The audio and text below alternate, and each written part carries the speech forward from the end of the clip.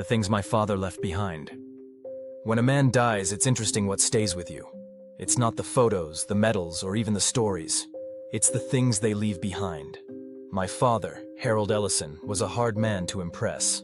Career diplomat, fluent in 6 languages, never raised his voice unless he meant to end a conversation. The kind of man who could shake hands with warlords or ambassadors and was equally at ease with both. So when I found myself clearing out his house after his passing, I figured I'd be dealing with the memorabilia of a decade-long career of diplomacy and travel to exotic locations. And I was not disappointed. The house smelled like old wood, dust and wool rugs. It was too quiet. My wife Nancy was downstairs boxing up books and glassware. I wandered into the den, where Dad had his so-called wall of stories. There, displayed like museum pieces, were dozens of invaluable objects. Tribal masks, antique swords, animal teeth necklaces, and dead center, an antique Maasai spear and a dyed oblong shield made of animal hide. Why didn't he ever talk about these? I murmured to myself, reaching up. I barely brushed Thespier when it came loose and swiftly dropped from its mounting. The metal tip sliced into the thick part of my forearm, clean, deep, and instant. I swore loud enough for Nancy to yell, "You okay up there?" "Yeah," I lied, clutching my arm. "Just... something fell." The pain was sharp, but there was something else. Something weird. Heat. Pressure. Like the wound wasn't just bleeding, but constricting. I wrapped it up and, cursing, tossed Thespier into the cell pile, leaning against the wall. But then I grabbed the shield thinking I would do the same. The moment my fingers brushed its surface, it was like a wave passed through me. Not electricity, not quite heat. Something more dynamic, deeper, like a bass note you feel in your chest. The sharp pain in my arm faded, and I blinked in disbelief. No way. Just no way. Was there some drug on the shield? Or was there some chemical on the point of the spear? But by morning the cut was nearly healed. Not scabbed, healed. Just pink skin and a faint line. That's when the curiosity took hold. The kind that starts as a whisper in the back of your conscious thought. I pulled the spear from the cell pile and cradled it in both hands. It was beautiful. Old and hand-carved, but with a technical precision to it. The kind of craftsmanship that meant something. I don't know how long I stared before the idea came. There was an empty moving box across the room, heavy cardboard, just sitting there. I stepped forward and stabbed it. The spear sank through like butter. The feeling was immediate. Power, clean, exhilarating power, like hitting the winning shot at a basketball game or nailing the last note of a song you didn't know you could sing. I stabbed it again, then again. Each time the sensation surged higher. It wasn't bloodlust. It was euphoria. When I finally blinked myself back to the room, the box was shredded. Pieces of packing tape and cardboard flaked across the carpet. I was panting. My right arm burned from the complaints of muscles rarely used. Then, because I felt like my left arm should be involved too, I picked up the shield. The Akka vanished like morning fog. My muscles calmed. I could have gone another round. I stood there trying to make sense of it all, when Nancy's voice floated into the room. "What you doing?" I froze. Dang, she was going to think I'd lost it. "Playing with your dad's stuff?" she teased, standing in the doorway. I fumbled. I was, testing the sharpness, making sure it's not dangerous. "Oh, okay then." Her smile slowly appeared, and we both laughed. "You should try it. It's very cathartic," I said. "I would, but I've got work to do," she said, ducking the pillow I flung at her. She chuckled all the way down the stairs. That night, I couldn't sleep. The spear and shield were still in the den, but in my mind, I was still holding them. I remembered the way the spear hummed in my palm. The vibration. The sharpness. The way the shield absorbed something. I couldn't explain it. Not to Nancy. Not even to myself. At 2 a.m., I patted down in my slippers and stood over the spear. I reached out and touched it. The sensation surged up my fingers, like touching a speaker that was playing at volume 10. And then I heard it. A rustling outside. The bear was back. We'd had problems before. It came for the bird feeders. Nothing ever scared it off. Not lights, not banging pans. But this time I didn't think. I didn't reason. I just picked up the spear and the shield. The night the bear came back. You ever make a decision so dumb, so downright suicidal, that even as you're doing it, part of your brain is screaming, "What the hell are you thinking?" That was me, charging out the back door barefoot, in a threadbare t-shirt, holding a spear and shield like I was in some kind of primal fever dream. But the funny thing? I wasn't afraid. Not even a little. If anything, I felt ready. My heartbeat wasn't racing, it was steady. The moment I stepped into the yard, I felt the world narrow, everything quieting down to the sound of my breathing and the crunch of dead grass underfoot. The bear, big, brown, and already halfway up the feeder pole, turned its head. It locked eyes with me. I swear, for a moment, it hesitated. Then it jumped off the pole, stood on its hind legs, a wall of muscle and fur. Any sane man would have backed off. I ran toward it, 30 yards across the backyard in what felt like 3 heartbeats. I didn't even feel my legs moving. The shield pulsed warm against my arm. The spear seemed to guide itself forward. The bear tried to bolt, but too late. I lunged. The spear punched into its chest with a crunch that I felt in my teeth. It turned and swiped at me instinctively, an arc of muscle and claw. Those claws bashed into the shield. The sound was like a rake smacking a basket, but I barely felt it. The bear stumbled backward, huffing in surprise. It then ran off again, 5 yards, 10, and then it fell. Dead. Just like that. I stood there, panting softly, steam rising from my skin in the cold. Not a scratch on me, not even from the swipe. Nancy's voice cut through the fog. "Sam?" I turned. She stood disheveled on the back porch, eyes wide. I lifted the spear and pointed at the bear, as if to say, "Look." She ran to me, her eyes wide with a cocktail of pride and fear. "Are you crazy?" she hissed, her voice shaking. "That thing could have killed you." "It didn't. You killed a bear, Sam." "I know." She paused, and I watched her study my face. She saw something there. I know she did. "I don't even know what to say," she whispered. I didn't either. That night, we dragged the bear to the tree line by the road and reported it to animal control. They figured it had been hit by a car or poisoned. No one asked too many questions. But Nancy couldn't shake her nerves.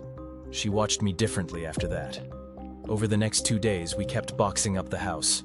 She worked mostly downstairs. I stayed upstairs, mostly by the den. I told myself I was just coping, just organizing. But every time I passed the spear and shield, I picked them up. Every time I touched them, I felt more. Stronger, faster, calmer, clearer. It wasn't an addiction.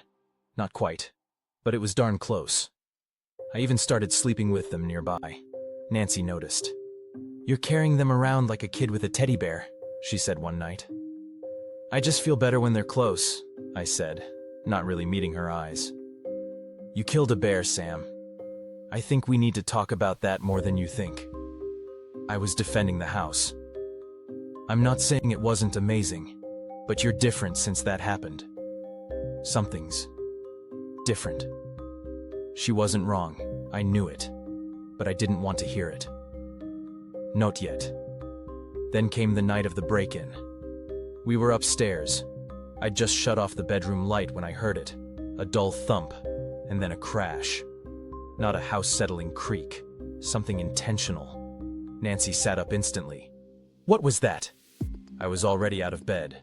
She grabbed her phone and whispered, "I'm calling 911. Don't do anything, Sam." I didn't answer. The spear and shield were leaning against the wall by the closet. As I picked them up, the vibration hit me again, like touching the hood of a revving car. I moved silently down the steps, almost euphoric. The basement door was open. There were rustling sounds. Someone was down there. As I crept into the basement, I saw him. A man, late 30s, backpack on the floor, items shoved hastily inside. He turned and stopped cold. I must have looked like a ghost to him. "What the hell?" he said, pulling a pistol. "Sorry. I thought the house would be empty." "Hey, back off! I said back off!" but I stepped forward, and then again. He fired. The sound was deafening in the small space. The round hit the shield and pinged off like a BB. The second round? Same thing. The third? That one caught me in the thigh. Pain flared, then vanished. The shield pulsed. The wound? When I looked down, the bleeding already seemed to be diminishing, and the pain was replaced with a feeling like what a muscle feels like after a really good and satisfying stretch. The intruder backed away, eyes wide with disbelief. "What the hell are you?" I raised the spear. "I said drop it!" he screamed. But I didn't. Couldn't. Wouldn't. I lunged. He screamed, dropping the gun, scrambling backward. The spear struck his shoulder, slicing a deep graze. He dropped to his knees, crying out. Sirens echoes in the wood. The day after the break-in, we didn't talk much. Nancy made coffee. I stared out the kitchen window. The backyard looked normal again. No bear, no police lights, no blood on the grass. Just birds. Just sunlight. Just like nothing happened. I kept the spear and shield by the front door now. Not because I planned to use them again, but because leaving them tucked away felt disrespectful. They knew what they were. I didn't want to admit it, but the truth was, I felt good. I wasn't limping. I wasn't anxious. I didn't jump when the phone rang. I felt whole, like the best version of myself, sharpened. But Nancy's worry clung to her like a smell. She walked slower, looked at me longer, flinched when I moved suddenly. That hurt.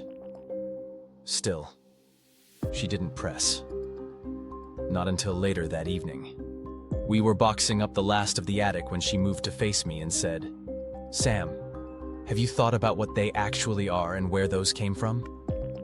She didn't need to say what those were. I was quiet. "I mean it," she said. "They're not normal. They're changing you." "They're helping me," I said. "I'm better with them." She looked at me. Her voice was soft. "That's the problem." I set down the old photo albums I'd been stacking. "What do you want me to do?" "Let's find out who gave them to your father. Maybe there's a way to return them, or at least learn what they are." "And if I don't want to give them back?" She stared at me. "Then I'm scared of you." That night, I lay awake, staring at the ceiling. She was right. I knew it. But there was something in the spear and shield. Not evil, not necessarily malicious, but tireless. It wanted to be used. I got up again, went downstairs, held the spear in the dark. And that's when I heard it. Not a sound, a feeling, like something in the hallway had shifted, like someone had just been there. I turned. The den felt colder than before, not freezing, just distant. The shadows along the walls pulsed faintly, like breathing. I glanced down. The spear's wood was humming again. The shield was warm. I dropped them both, stepped back. For the first time, I felt something new. Not power, not excitement, obsession. Nancy found me sitting on the porch swing an hour later, the sun just starting to rise. "You okay?" she asked, pulling a blanket around us both. "No," I said. I think those things want me to become someone I'm not, or not yet." She rested her head on my shoulder. "Then we have to let them go. I'm scared that if I give them up, something will happen." She looked up at me. "Sam, something already has." We sat in silence. Birds chirped.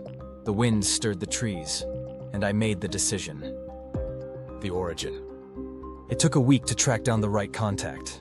Diplomatic records, old colleagues, charity organizations, all dust-covered trails with thin leads. But Nancy was relentless. I think it scared her to see how okay I was to continue down this path. Eventually, she found an old postcard buried in one of Dad's files. A name. David Chomba, a cultural liaison based in Kenya. My father had apparently met him after a lengthy campaign when he was working with a royal household. They'd exchanged ceremonial gifts. David had been present at the ceremony where a member of the royal household had bestowed the spear and shield to him. I called the number. When David picked up, his voice was calm, deep, measured. like a man who had seen too much of the world but came out the other side stronger because of it.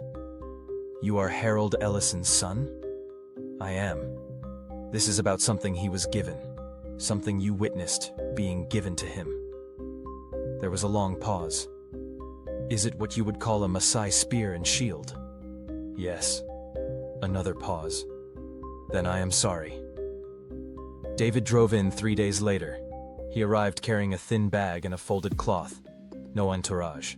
No pretense. Just a tall, serious ex-diplomat like Dad was. When I showed him the weapons, he didn't touch them. He breathed in and sighed and bowed his head. Nancy and I exchanged a look. "They should not be here," he said. "But your father would not return them. He said they were a gift." "You gave them to him." "The prince gave them to him," David corrected, carefully. "But they were not his to give." He did not understand what he was giving. He looked at me. "These items were made for a general who commanded the army long ago. They're national treasures and should be returned. Did you use them?" I nodded. "You felt their power." Another nod. He sat on the edge of the couch and stared into the distance like he was watching a funeral in his mind. "These were crafted for war," he said. "They were crafted for the warrior spirit. We believed in warriors of balance, those who walked between this world and the next. These items are vessels and tools, and once touched, they're member." Nancy sat beside me. "They changed him." "They would," David said. "They were made to harm, but also to protect. They amplify strength, yes, but also the desire to use it. That is why only those well-trained in the art of violence, in this case a general, could carry them. They were never supposed to be used again after his death." I looked down at the spear. "I nearly killed a man." David said nothing for a long time. Finally, "You resisted." "Barely. That is commendable." Later, I handed the 2 items to David. He reverently wrapped them in the cloth and took them outside. "They are not evil," he said, "but they are subject to the heart of the user." Nancy looked at me. I think she expected me to change my mind. I didn't. But I wanted to know the man I almost became. That night, the house felt different, lighter. Still old, still creaky, but yet somehow lesser. Nancy curled up beside me and whispered, "You did the right thing." "I hope so." "You did." I closed my eyes and felt the pain of loss. A different kind of strength. Life didn't go back to normal, because normal wasn't coming back. But it settled into a new kind of rhythm. I started jogging again. My leg was healing well from the gunshot wound, but I still had a slight limp. But I liked it that way. It reminded me that I was human, not whatever those weapons had tried to make me. Nancy and I talked more. Really talked. I told her about the surge I'd felt, how the weapons didn't just heal me but pulled something out of me. She listened without flinching. "They amplified what was already there," she said. "And what was that?" "Good and bad, but mostly good." A month later, I received a package in the mail. No return address, just old paper and a wax seal with a carved design that looked hand-etched. 2 interlocking circles with a line through the center. Inside was a single photograph. Grainy, sepia-toned. It showed a Maasai warrior, mid-stride, spear in one hand, shield in the other, silhouetted against a firelit sky. On the back, a note. "Power returned is still power earned. DC."